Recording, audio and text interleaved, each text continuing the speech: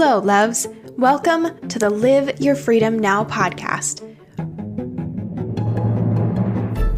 I'm Megan Colleen Johnson, and this podcast is dedicated to discussing dominant cultural narratives and beliefs, what I call dominant dogma, how this keeps you from thriving in life and business, and how to overcome that dogma by living your freedom now. While this path sounds clean and straightforward, the truth is, life and being human is messy. So around here, we value the both and.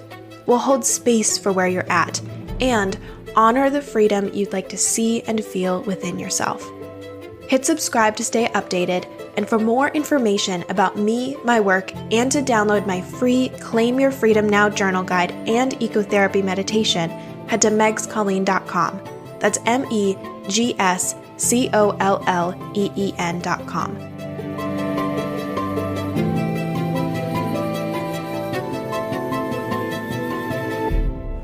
Hello, Freethinker. Welcome to this episode of the Live Your Freedom Now podcast.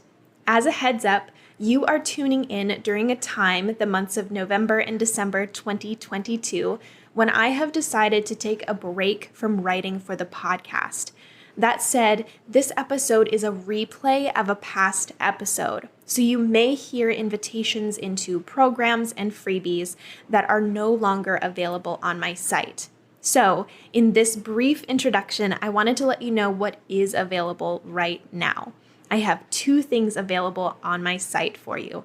The first is a free ecotherapy meditation, and the second is I am accepting one-on-one coaching clients right now. You can access and learn more about these two things at my website, megscolleen.com, and I hope you enjoy this episode replay. As always, freedom is yours. No more playing the hero. Hello, Freethinkers. Today, I am writing to you from my home office. My velvet green chair is supporting me.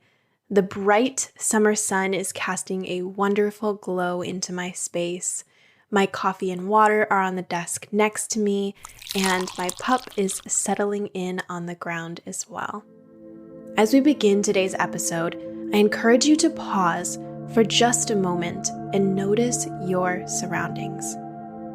Notice the light, the shadows, the colors, the sounds, the weight of what is holding you.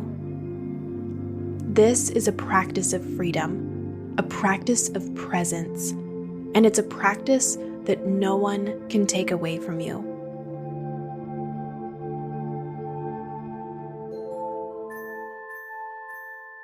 Today, I am going to talk about the dominant dogma that shares you must rise to the occasion and rescue those around you. You must be the hero. This dogma is often, though not always, placed upon and wielded by the eldest sibling in a family unit, and then lived out in workplace and personal relationships as the individual grows up.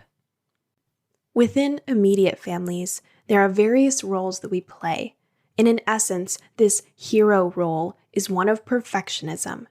You are and/or were expected to rise to every occasion to save the day, to take care of siblings when parents were unable, to always have the right answer, to know exactly how to fix a situation to make everyone okay again.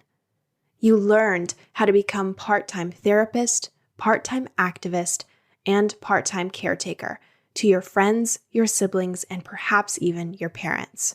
The roles you took on, including this role of the hero, often develop as a means to cope within your family unit as a child.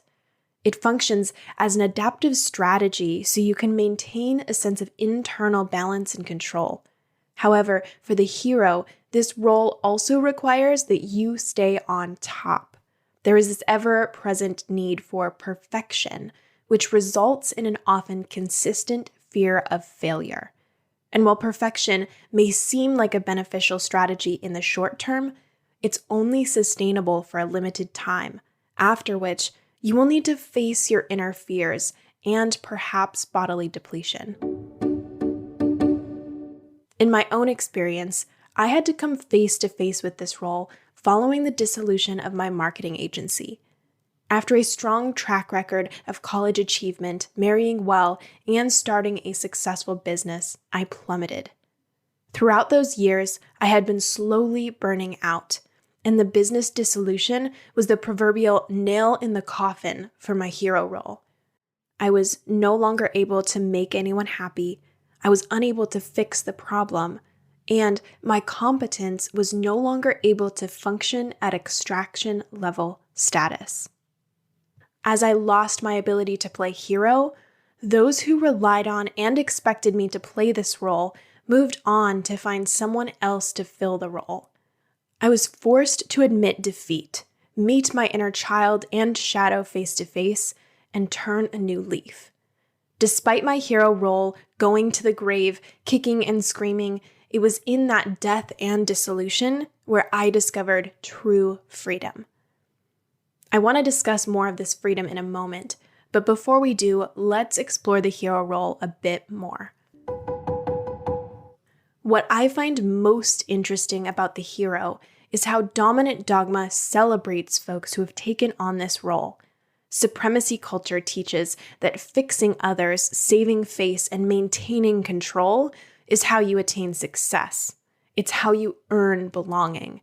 This adaptive strategy, which many of us, myself included, took on as children, became an ingrained and celebrated dominant dogma strategy as adults. But at what cost? For the hero, it often results in an extended fight, flight, freeze, or fawn state as they consistently survey the horizon for threats to self and others. In preparation for these threats, the hero tends to have plans A, B, C, and D already laid out within their mind, just in case something goes wrong. The cost of being in that fight, flight, freeze, fawn state for an extended time takes a toll on the body long term. With cortisol levels elevated and adrenal glands consistently overworked, the hero may find themselves navigating burnout, autoimmune diseases, and digestive issues. Everyone needs those times of action and forward movement, but it is crucial for the body to return to rest and digest. For some, in an effort to force themselves to a relaxed state where they let go, the hero may find themselves trying to self-medicate, resulting in higher risk of alcohol or drug abuse. While the hero truly needs time to reconnect with their wild self, heal their inner wounds, and invite true and deep rest, hijacking their system can feel like the only accessible option forward. This maladaptive coping strategy not only causes harm to the hero, it also enables unhealthy behavior for those surrounding the hero. With a hero around, family members and close friends don't need to clean up their messes, nor come face to face with the lessons they are meant to learn in this life. This dynamic cultivates codependency and a distorted view of how relationships should be. The hero feels like it's their responsibility to care for everyone else and their feelings. The family and close friends feel like it's the hero's responsibility to caretake them and solve even the most minute of problems. The freedom on the other side. True freedom is found in being seen as you really are.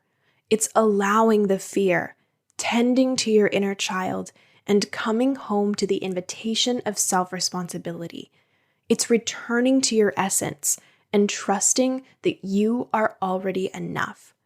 You can still achieve, lead, and help others with consent and healthy boundaries, but it is not and has never been your job to save everyone.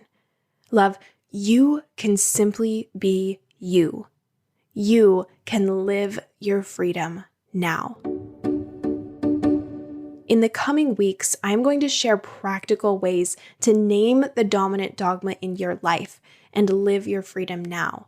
But for today, I also want to encourage you, if you identify with the hero role and you find yourself living out some of the patterns mentioned in today's episode, a great place to start is to notice where in your life you can say no. Where can you hand back responsibility to those who actually own it, so you can take responsibility for yourself. Perhaps you find yourself rushing to take care of friends in distress instead of tending to your own nervous system after a hard day. Notice, can I support my friend in a more aligned and life-giving way instead of rushing to solve their problems?